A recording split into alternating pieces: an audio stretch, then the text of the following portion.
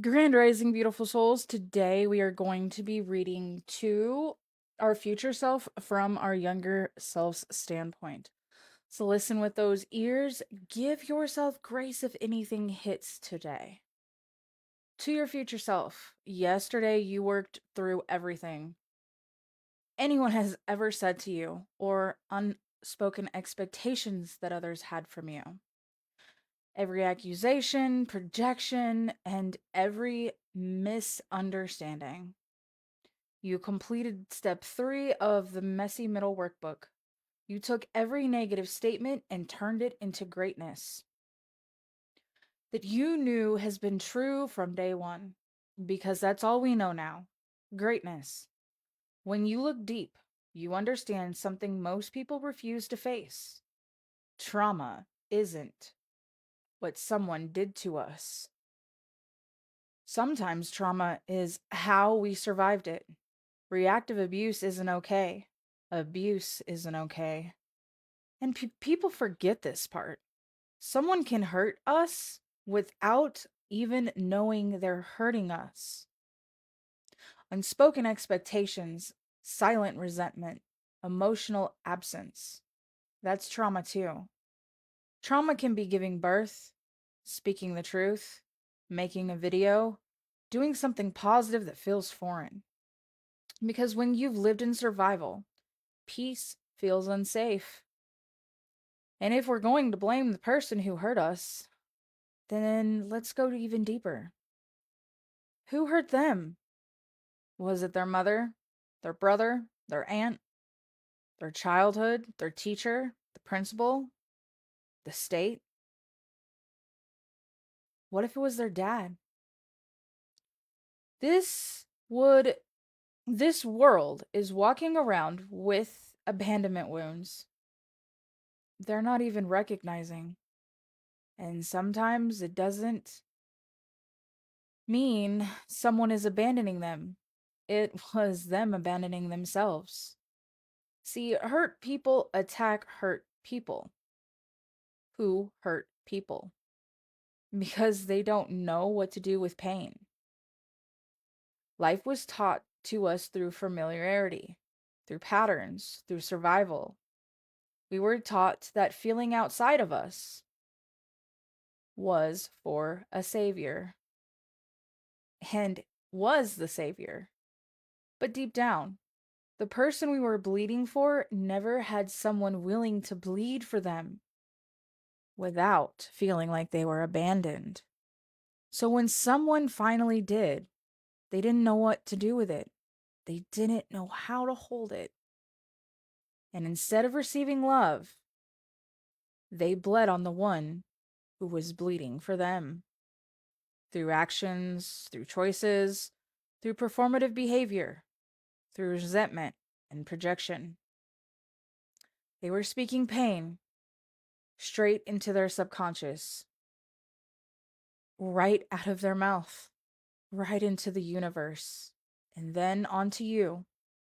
And tomorrow, after 19 years of chaos, court may finally be coming to its closing chapter.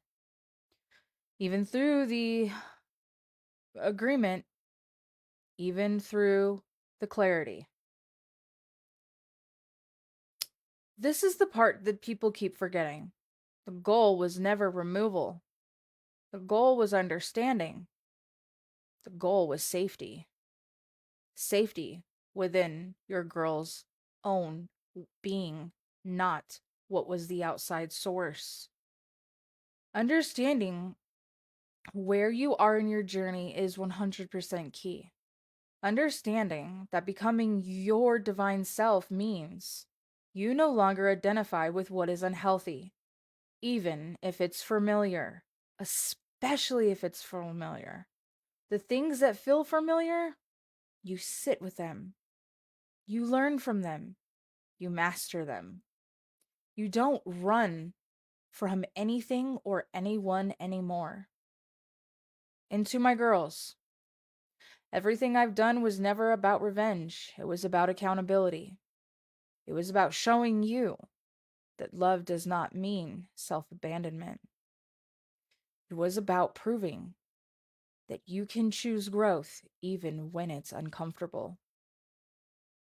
And to my husband, thank you for standing by my side while I rebuilt myself, for seeing my reflection when I couldn't even see it myself clearly, for loving me without needing me to shrink.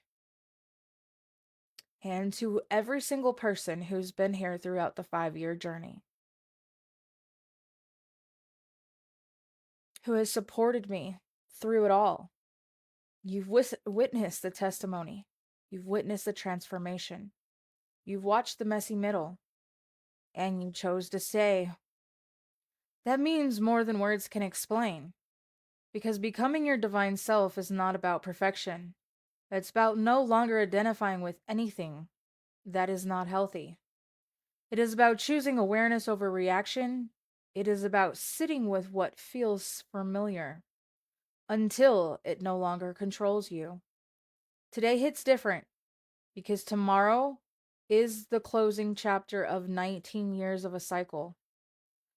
And no matter how and what that means, you didn't run, you didn't hide, you didn't seek revenge, you chose elevation. Love your younger self. See, this whole process, guys, has been about learning to become the absolute best version of yourself. That means that your cup is overflowing. That means that you do not accept unhealthy into your world. It means that when someone needs work, you pay attention to where they are. You pay attention to the love that they need in that moment. They are still focused on the end result. You are focused on the baby steps to get to the end result. That's what makes this job different. This is a mission, and it's a job because it's just over broke. Because the people that I'm reaching don't see their true potential. They don't even realize that they're worthy. They're still identifying with their bank account. They are still identifying with anything that makes them feel good. But truthfully, that means they're unhappy, that they don't know their true worth of who they are. So if you guys are ready to dig in and become the best version of yourself, start journaling like this, start having the perception that every human on this planet is great. It was how they were raised. And I'm here to break generational curses, not keep them going. Much love.